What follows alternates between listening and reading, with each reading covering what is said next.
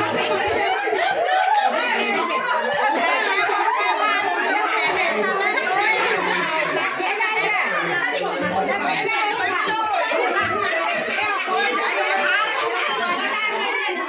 Mì Gõ